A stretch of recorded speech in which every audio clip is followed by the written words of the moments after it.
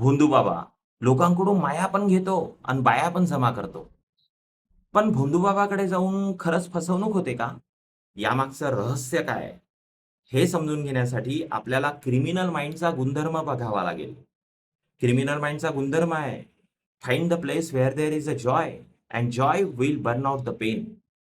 म्हणजेच criminal mind हे criminal माइंडकडे आकर्षित होतं, तर प्युअर माइंड हे प्युअर माइंडकडे आकर्षित होतं. शाळेतले मुख्याध्यापक शिक्षकाच्या मागे लागतात, शिक्षक विद्यार्थ्याच्या मागे लागतात, तर विद्यार्थी शिक्षकांना शोधतात. म्हणजे तिथे ज्ञानाज्ञान आहे, प्युअर माइंड आहे.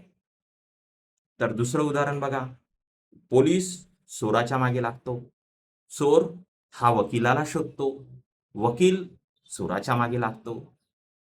म्हणजे एखाद्या चांगल्या व्यक्तीच्या अवतीभोवती तुम्हाला एखादा वाईट व्यक्ती भेटेल, पण गुन्हेगारी वृत्तीच्या अवतीभोवती सर्व गुन्हेगारच भेटतील.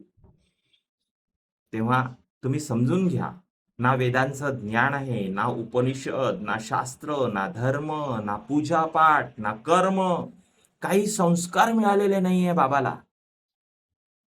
असे भोंदू बाबा. कुठून येतात हे भोंदू बाबा? ज्यांना वेद, उपनिषद, शास्त्र, धर्म, पूजापाठ यांचे लहानपणापासून संस्कार होतात ज्यांच्यावरती, ते कधीच भोंदूगिरी करत नाही. ते कधीच बायकांना त्रास देत नाही. ते कधीच स्त्रियांची अब्रू लुटत नाही. तेव्हा हे भोंदू बाबा कुठून येतात?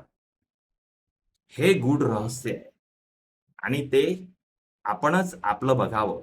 हा बाबा झाला, पण हा कोण आहे? कुठला आहे? कोणत्या याच्यातून आलेला आहे? कोणत्या याच्यातून उत्पन्न झालेला आहे? हे बघणं आवश्यक आहे. तुम्ही बघा आणि तुम्हीच तुमचं ठरवा. तेव्हा अशा भोंदू बाबापासून कृपया सावधान राहा. धन्यवाद.